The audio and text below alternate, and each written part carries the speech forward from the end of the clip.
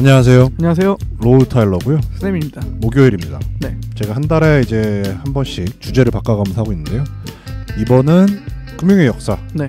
저번 금융의 역사 때 제가 약간 중세 시대, 그렇죠. 우리가 흔히 알고 있는 지금 이제 은행, 이 금융이라는 시초가 어디에 있었냐. 보통 중세로 보거든요. 그렇죠. 유럽으로 보고 있습니다. 그래서 저번 주가 아니라 저번 방송에서 했던 얘기는 이제 보통 당시에 어떤 상황이었나, 왜 유태인들이 또는 그 금융업에, 우리가 흔히 하는 고리대금업에 네. 뛰어들 수밖에 없었나, 베니스의 상에는 그렇죠. 왜 셰익스피어는 그렇게 그렸을까. 생각해보니까 그때 이 기자님이 나오셨었네요. 그러네요. 네, 베니스 상의 얘기하니까. 시간 잘 가요? 네네. 벌써 뭐 한 달이 지났네요. 한 달이 훨씬 넘었죠? 네. 그런가? 한 달이죠, 딱 사주만이니까. 그러네요. 딱 4주가 지났네요. 네네. 그래서 저번 주에 이어서 제가 저번 방송에서 아마 메디치 가문에 대해서 얘기를 드릴 거라고 맞습니다. 예고를 했던 것 같은데, 네, 그렇게 끊으셨어요. 메디치 가문은 다음번으로 미루고요. 오, 뭐가 들어가나요? 이제 여기부터 좀 천천히 좀 이제 방송을 좀 들어주시면 좋을 것 같은데, 105년 중국 체륜이 종이를 발명합니다. 105년, 네. 서기 105년. 네네네. 610년경에 일본, 한국 등으로 이제 수출이 돼요. 종이가. 네. 네. 그리고 8세기 700년. 아랍 상인들에 의해서 종이 습득 기술과 종이가 중동 쪽으로 유통이 되기 시작하고 수출이 됩니다. 12세기가 되면서 스페인을 중심으로, 아시겠지만 스페인 남부가 그렇죠. 다 이슬람 한테 지배를 당했었죠. 지배를 당했던 경험이 있어요. 네네, 맞습니다. 스페인을 시작으로 유럽의 종이가 전파가 시작됩니다. 그리고 기원전 1500년에서 500년 기원전 당시에 이제 인도 쪽에서 아리아인들이 베다라는 그 성전이 있잖아요. 뭐라고 그러죠? 성경이라고 해야 되나요? 뭐 약간 성격이죠. 뭐 그렇죠. 뭐 그 네. 책이 있잖아요. 베다라는 책이 있는데 그들만의 그 종교적인 책이 있는데 경전 그렇죠. 네네네. 경전. 네. 경전이 있는데 여기서 그런 종교적 의식을 위해서 숫자를 사용합니다. 아라비아 숫자라고 하는. 네, 인도 아라비아 숫자를 알고 있는 게 네네네. 사실은 이 아리아인들이 네. 쓰는 것에서 시작이 됐어요. 그리고 당시에 0이라는 이제 개념이 여기서 생깁니다. 원래는 점을 찍었어요. 점을 찍은 이유는 뭐냐면 빈 공간이라는 의미로 점을 찍었답니다. 없다. 네. 이게 이제 발전이 되면서 0이라는 개념이 생겼고, 이제 그러니까 한마디로 힌두 쪽에서부터 이제 이런 숫자의 개념이 생긴 거예요. 우리가 쓰고 있는 개념이. 이 숫자가 이제 아랍인 쪽으로 또 넘어갑니다. 중동으로. 그러면서 이게 힌두, 이슬람 숫자라는 개념으로 이제 체계가 설립이 되고요. 이게 9세기경쯤에 최초 서적이 발간이 되고, 유럽에서 기원 네, 다 기원 후입니다. 네네. 9세기경에. 그 전에도 이제 아랍 쪽에서는 이런 숫자 개념들이 발달을 하고 있었고 유럽으로 전파가 되긴 했어요. 9세기경에. 최초의 서적이 발간은 됐지만 그렇게 크게 사용은 안 됐어요. 근데 어느 사람이 이거를 유럽에 확실하게 전파를 시켰냐면 네. 피보나치라는 사람이 있어요. 피보나치 수열 굉장히 유명한데. 아, 그렇죠. 네네네. 이분 본명이 따로 있는 것 같은데 네. 피보나치로 유명하신 분이고요. 네. 이 사람이 리베르 아바치라는 책을 유럽에 이제 발간을 합니다. 어떤 책이죠? 우리나라 말로 번역을 하면 산술교본으로 이제 수학책이네요. 수학책이고요. 네네네. 이게 기반이 뭐냐면 방금 말씀드렸던 그 인도 아랍 또는 인도 이슬람, 네네. 그 우리가 흔히 쓰는 1부터 0까지 네. 그 숫자 체계를 이제 유럽에 소개를 시킨 거예요. 이 아랍 힌두 숫자 체계가 유럽에 전파가 완료되죠. 이 피보나치를 통해서. 생각보다 시기가 늦네요. 그렇게 빠르지 않아요? 그러니까요. 네. 그리고 14세기에 중동과 인도를 통해 복식부기가 유럽에 전파가 됩니다. 회계 그 장부 쓰는 방법. 그렇죠. 네네네. 14세기가 네. 되면서 그것도 사실은 이슬람 상인들이 이미 복식부기는 써오고 있었어요. 이게 그 이슬람 상인들을 통해서 유럽으로 들어가게 되는 거죠. 자, 이 얘기를 세 개를 종합을 해보면 뭐냐면 네. 저는 이렇게 평가하고 있습니다. 최초의 엑셀이다. 종이. 그리고 복식부기. 숫자. 아랍이란다. 로마 숫자로는 이게 힘들잖아요. 되지가 않죠, 거의. 그렇죠. 네. 거의 뭐 알파벳을 가지고 숫자를 더하고 빼고 하는 거니까. 맞습니다. 우리식으로 얘기하면 한문으로 숫자를 더하고 빼고 한다고 생각하시면 될 것 같아요. 힘들죠. 네네. 그래서 최초로 엑셀에 버금가는 기술이 유럽에 도입이 됐다. 이 12세기와 14세기에 걸쳐서. 북이탈리아라는 이제 왜 메디치 가문 들어가기 전에 이런 얘기를 왜 하냐면 네. 왜 북이탈리아일까? 왜 이탈리아의 북부가 금융의 시발점이 되었나? 그 지리적인 요건을 보시면 당시 그 12세기부터 14세기까지는 사실은 서유럽은 변방이에요. 세계적인 그런 개념으로 보면. 맞습니다. 네. 중심은 사실은 로마죠, 로마. 동로마. 네네네. 우리가 하는 동로마, 그리스죠. 그 옆에 있는 그리고 이제 투르크인들이 세운 돌궐 제국 이제 네. 무슬림 네. 그런 세력이 이제 사실은 중심이었죠. 근데 동로마를 통해서 유럽으로 가는 길목에 있는 게 뭐냐면 이탈리아 북부예요. 우리가 흔히 아는 베니스, 제노아, 뭐 피렌체 요런 이 도시 국가들이 항구를 가지고 있잖아요. 그렇죠, 그렇죠. 당연 지중해 무역을 했단 말이죠. 네네네. 대서양이라 그런 대양 무역이 아니라 그렇죠. 그 지중해를 중심으로 무역이 돌아갔어요. 유럽이. 사실 아랍권과의 무역이 가장 활발했으니까. 그렇죠. 네네네. 동로마를 통해서 육로를 통해서 인도와 중국의 물물들이 다 글로 들어오는 거예요. 맞습니다. 그리고 게다가 거기가 이제 지중해의 요점이다 보니까 이 북이탈리아를 통해서 서유럽으로 이런 고부가 가치 상품들, 네. 향신료, 그렇죠. 향료라고 하는. 비단, 네.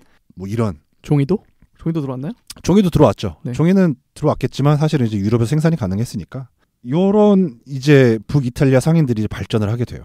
그러면서 고부가 가치 상품을 서유럽으로 나르기 시작하면서 불을 쌓기 시작하죠. 그리고 영국에서 나오는 면직물을 수입해서 그 안에서 팔기 시작합니다. 중개무역이네요. 중개무역이에요. 네네네. 이 사람들이 뭘 만드는 건 없어요. 사실상. 네네. 뭔가 서유럽에 있는 거를 가지고 오고 동로마를 통해서 들어오는 아시아의 제품을 서유럽으로 넘겨주는 그런 중개무역을 하기 시작합니다. 생각해 볼 게 뭐냐면 사실은 이게 쉽지가 않아요. 왜냐하면 이슬람이 적국이잖아요. 그렇죠. 이교도란 말이죠. 맞습니다. 어쨌든 네네. 무역을 하고 있긴 하지만 네. 그렇게 전쟁을 엄청나게 많이 한단 말입니다. 그 당시 뭐라고 하죠? 종교 전쟁인가요? 종교 전쟁을 엄청 많이 하죠. 종교 전쟁도 종교 전쟁이지만 크루세이더, 십자군 네네. 전쟁. 십자군. 십자군 전쟁을 나중에 말씀드릴 건데 네네.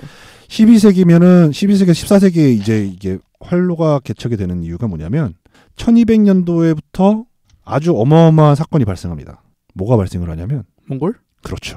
저도 역사 공부했습니다. 그러니까요. 몽골이 발현을 해요. 네네네. 그러면서 서쪽으로 치고 나오기 시작하죠. 그렇죠. 또 징기즈칸이 또 말로 이렇게 달려가지고. 그렇죠. 1200년도부터 1300년도까지 전 세계를 통일합니다. 네네. 유럽 끝까지 와요. 네. 그러면 이게 당시에 그 정복당한 그 민족이나 국가한테는 안타까운 일이지만 네. 다른 면으로 얘기하자면 안정이 되는 거예요. 실크로드가. 실크로드 나라니까. 마르코 폴로가 어디를 갑니까? 원나라를 가죠. 원나라를 가죠. 그렇죠. 어떻게 갑니까? 육로로 가죠. 처음에. 육로로 가잖아요. 그렇죠. 네네. 육로로 가능했던 이유가 뭐예요? 우선은 이슬람을 쓸어버렸죠. 몽골이. 그러네요. 네. 그리고 이제 몽골 그 한 개의 체제에서 그 실크로드가 안정을 찾다 보니까 그 육로에 대한 그 통행이 가능해진 거예요. 쉽게 얘기하면은 여러 개의 국경을 넘을 필요가 없이 그렇죠. 다 한 나라니까 그렇죠. 그냥 쭉 가면 되는 거예요. 맞아요. 네네네.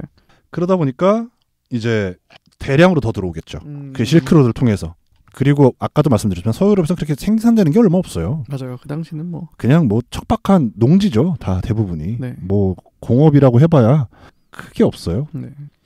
그러다 보니까 그렇게 이제 됐고 그리고 비잔틴 제국을 통해서 누에고치알이 중국으로 들어옵니다. 실크를 독자적으로 생산하긴 하는데 네. 그렇게 생산력이 높지는 않았던 모양이에요. 중국으로부터 들어오는 실크가 주요 수입품. 그렇죠. 인도나 또는 동남아시아로부터 들어오는 향신료. 네. 이런 것들이 이제 고부가치 상품이죠. 그러니까 당시의 대세는 뭐였다? 대세 상품은 실크와 향신료였다. 근데 이게 어디서 난다? 저기 동양에서 난다. 동양에서 난다. 이게 그렇죠. 어디로 들어온다? 저기 육로로 그렇죠. 들어오는 거예요. 네네. 그래서 이게 그 십자군 전쟁은 처음에 어떻게 생기게 됐냐면 이스라엘이 예루살렘이 그렇죠. 그 무슬림한테 뺏겼잖아요. 네네. 동로마가 이제 땅을 뺏긴 거거든요. 처음에는 우리의 성지를 찾으러 가자라고 했는데 이게 지나다 보니까 상인들이 끼어들기 시작합니다. 물건이 안 들어오는 거예요. 중동에서. 전쟁이 나고 있으니까. 전쟁도 나고 있지만 이스라엘을 뺏겼잖아요. 네네. 그것 유일하게 바닷길로 갈 수 있는 아마 바닷길로 갈 수 있을 거예요. 예루살렘 갈 수 있습니다. 그렇죠. 그 지중해를 네네, 통해서 네네. 상인들이 적극적으로 지원해 줍니다. 전쟁을. 네. 네. 원하죠. 그거 그 유명한 영화 있지 않나요? 그 십자군 전쟁 다룬. 천국의 있어요. 천국의 계단인가? 아니요, 그 엄청 긴 영화 있잖아요. 네, 있어요. 천국의 계단은 아니고. 천국의 계단은 드라마죠. 김태희 씨가. 그러네요. 네. 이렇게 기억이 안 나네. 잠시만요. 미란다 코 남편인데. 레골라스? 레골라스가 주연했던. 킹덤 오브 헤븐. 킹덤 오브 헤븐. 네, 맞네요. 천국에는 뭐가 많네요. 천국의 왕국. 제국이네. 천국의 제국이네요. 천국의 왕국인데. 네. 그게 그 당시에 이제 십자군 전쟁을 잘 보여주고 있죠. 네, 네. 그렇죠. 네. 그래서 예루살렘을 가지고 이제 서유럽에서 시작을 하잖아요. 동로마가 이제 서유럽한테 요청을 청한 거란 말이죠. 네. 모든 진짜 뭐 각계각층이 그 육로를 타고 예루살렘으로 갑니다. 그러면서 또 이제 서유럽으로 가는 그런 육로도 개척이 돼요. 그리고 동유럽을 지나서 이제 한 번은 이제 동로마도 치거든요. 네. 이 변질이 돼서 나중에 가서는 맞습니다. 동로마를 친단 말이죠. 네. 가라는 예루살렘은 가지도 않고 네. 같은 기독교인들끼리 싸운단 말이죠. 서유럽에 있던 사람들이 이런 발전된 문물을 봐요. 그러면서 이제 수요가 올라가죠. 그렇게 해서 이제 당연히 왜 지금 이런 말씀을 종합하면 뭐냐면 북부 이탈리아가 발전할 수밖에 없었던 상황이 거기에 있었다. 그리고 대세 상품을 그들이 독점할 수 있었다. 거의 독점에 가깝게. 네네네. 그러다 보니까 여기서 생겼던 그 메디치 가문 전에도 이미 은행업이랑 동시에 그 상업이 발달했어요. 말씀드리는 게 상업 은행이 먼저 발달을 하는 이유가 여기에 있습니다. 상업을 하던 사람들이 부를 쌓다 보니까 네. 이 돈에 대해서 이제 다루는 것을 잘하게 되고 당신 금화 썼잖아요. 그렇죠. 금화는 무거워요. 맞아요. 그리고 도둑 맞기 쉽습니다. 네. 그래서 나온 게 어음이에요. 이 사람들이 어음을 쓰기 시작합니다. 지폐죠 사실. 네. 네네. 수표죠 수표. 네. 그 금본이제. 네. 내가 1달러를 가져가면 1달러만큼의 금을 돌려준다는 맞습니다. 여기서 시작을 한 것 같아요. 그렇죠. 사실 이제 네. 금 교환증이죠. 그렇죠. 네네. 이만큼의 이거를 증서를 갖고 가면은 얼마의 금을 바꿔준다. 네. 그거를 이제 유럽 전역에서 할 수 있게 되는 거죠. 그렇죠. 네. 이게 여기까지만 하면 상업인데 왜 이게 금융까지 연결이 되냐? 이자를 못 받잖아요. 그렇죠. 이 어음으로 돈을 주고 받습니다. 이자를. 그러니까 이자를 어음을 할인을 해서 팔아요. 네. 내가 뭐 100원을 주고 이 어음을 발행을 했다. 네. 처음에 90원만 주는 거예요. 그렇죠, 가져가면. 그렇죠. 이걸 가지고 뭐 이자니 아니 따진 게 많겠지만 그 북부 이탈리아의 그 상인들이 이렇게 얘기하죠. 내가 빌려준 돈이 없는데 이게 어떻게 이자가 되느냐. 이런 식으로 해서 그리고 또 당시에 그 각 나라마다 발행하는 화폐들이 있잖아요. 그 화폐를 환전해 줄 때 남는 그 수수료죠. 그렇죠. 이 가장 큰 두 가지로 이제 수수료를 남겨 먹습니다. 처음에 이제 가장 유명했던 은행들이 뭐가 있냐면 상인들이 누가 있었냐면 이런 그러니까 상업도 하고 이런 금융업도 하는 금융업도 동시에 하는 바르디라는 은행과 네. 가문과 그 페루지 바르디라는 가문과 페루지라는 가문이 컸어요. 총 3개가 있었는데 그중에 네네. 가장 컸던 2개가 있었는데 네네네. 이 두 가문이 메디치 가문 전에 가장 활발하게 북이탈리아에서 피렌체 지방에서 활동하던 은행이 둘입니다. 네. 지금 방금 설명드렸듯이 이 두 은행들은 각 유럽에 브랜치가 있어요. 지점이 있어요. 네네. 그러니까 이 어음을 발행이 됐으면 그 지점에 가서 돈을 받거나 돈을 맡기거나 할 수 있는 거예요. 그렇죠. 여기서 받은 걸로 다른 데 그렇죠. 가서 환전을 할 수 있는 거죠. 게다가 이 사람들이 교황을 대신해서 또 은행업을 해줍니다. 네. 엄청나게 커져요. 근데 이 사람들의 주요 수다원 수입이 뭐였냐면 영국에서 면직물을 가져오는 거였어요. 그러려면 영국의 왕과 관계가 좋아야 될 거 아니에요? 그렇죠. 당시에 수출이 그렇게 쉬웠던 것도 아니고 네네. 수입이. 이렇게 회사를 키워오다가 어디서 망하게 되냐면 에드워드 3세가 있습니다. 영국에 에드워드 3세가 있는데 당시 돈 이제 그 피렌체 돈으로 90만 플로린이 이제 그 당시 화폐 네. 단위인데 빌려줍니다. 네. 에드워드 3세는 전쟁 자금으로 그걸 다 쓰죠. 모라토리움인가요? 전쟁 자금으로 씁니다. 네. 왜 전쟁 자금으로 쓰냐? 네. 프랑스 왕위 전쟁에 끼어듭니다. 장미 전쟁인가요? 100년 전쟁. 100년 전쟁인가요? 100년 전쟁이죠. 네네. 그때 당시 영국이 엄청 꼬여 있었거든요. 네. 이게 그 왕위 계승이 영국이랑 프랑스 자체가. 잔다르크가 100년 전쟁인가요? 그럴 거예요. 네네. 그 100년 전쟁에서 네네. 100년 전쟁에서 네. 이 승리를 하는 건 프랑스가 되고요. 에드워드 그리고 아마 제가 알기로도 스사병도 그때 창궐했던 걸로 알고 있습니다. 네네. 방금 말씀하신 대로 에드워드 3세가 만세를 부르죠.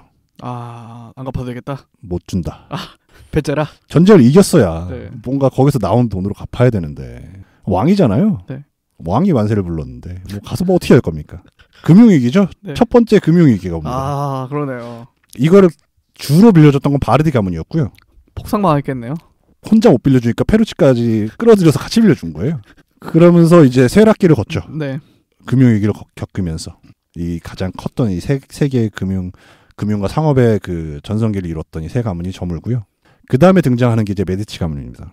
아까 처음에 시작할 때 말씀드렸던 복식부기. 네. 메디치 가문이 가장 크게 활용을 잘해요. 그러면서 전 유럽에 이제 메디치 가문 아까 말했던 그 지점이 아니죠 여기는. 또 메디치 가문이 뭘 처음 했었냐면 지주회사로서 홀딩 컴퍼니. 네. 지주회사로서의 역할도 합니다. 이제 지점을 두는 게 아니죠. 자회사죠, 자회사. 그렇죠. 네. 자회사를 두기 네, 시작합니다. 네, 네.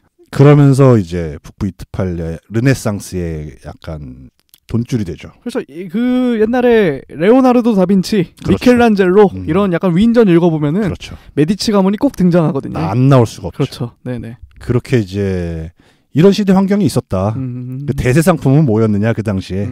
뭐 당시에 그런 시대 상황을 어떻게 보았느냐. 역사를 보면서 제가 느낀 건 뭐냐면 금융 역사를 이제 제가 이제 요새 공부한다기보다도 그냥 읽어보고 있는데 네네. 확실히 대세를 잘 따라야 돼요. 어디에 투자할 것인가? 네. 어디에 따라갈 것인가? 요즘 전 국민이 기다리고 있잖아요. 아 그렇죠. 전 국민이 삼성전자를 줍기 위해서. 역사를 공부해 보면 현재가 보인다고. 네. 왜 이 현상이 벌어지고 있는지가 약간 그래도 좀 이해가 되지 않나. 이게 격동하는 이 세계가 어디에 그 금융 중심지가 지금 뉴욕이잖아요. 그렇죠. 그 전엔 런던이었고, 네네네. 그리고 그 전에는 네덜란드였거든요. 맞습니다. 왜 북부 이탈리아에서 네덜란드로 넘어가느냐. 네. 바뀌죠 상권이. 그렇죠. 이제 신대륙으로. 대서양 무역이죠. 그렇죠. 네, 지중해에서. 지중해가 끝나고 네. 대서양이 뜨는 거죠. 그렇죠. 네. 그럼 이제 대서양 무역을 누가 가져갈 것이냐. 네덜란드랑 영국이 엄청 싸우게 됩니다. 그렇죠. 그걸 가지고. 거기서 승리한 영국은 해가 지지 않는 나라. 자기들 말로는. 네, 대영제국. 그렇죠. 네. 나쁜 말로 하자면 좀. 어쨌든 네. 그렇습니다. 오늘 여기까지고요. 이런 식으로 다음번에는 제가 좀 메디치 가면 네. 또 읽다 보면 다른 주제가 나오면 다른 주제를 갖고 오겠지만 금융이지만 사실 역사랑도 큰 연관이 있네요. 아 우리가 사는 게 네, 역사고요. 그럴 수밖에 없네요. 네. 이게 그럴 수밖에 없어요. 지금도 지금 2008년도를 보세요. 역사입니다. 역사. 그렇죠. 1998년도를 보세요. 역사입니다. 20년 뒤에 지금을 보시면 역사예요. 왜 그랬을까? 지금은 이해가 안 되고 이게 너무 큰 그림이다 보니까 정리가 안 될 뿐인 거지. 네. 지나서 누군가 정리를 해놓으면 그렇죠. 역사가 되니까요. 맞습니다. 이런 식으로 이제 가다 보면 2020년까지 금방 올 것 같아요. 현재가 오겠죠. 1년 정도 걸릴 것 같긴 한데. 뭐 이번 방송 들어주셔서 감사하고요. 네. 유튜브 부탁드리고요. 네, 매주 목요일마다 로우 타일러님의 방송 팟빵과 파티에서 오디오 컨텐츠로 들으실 수 있으시고요. 그리고 영상 컨텐츠로 유튜브에 업로드되고 있으니까 구독과 좋아요, 댓글 항상 부탁드리도록 하겠습니다. 네, 감사합니다. 감사합니다.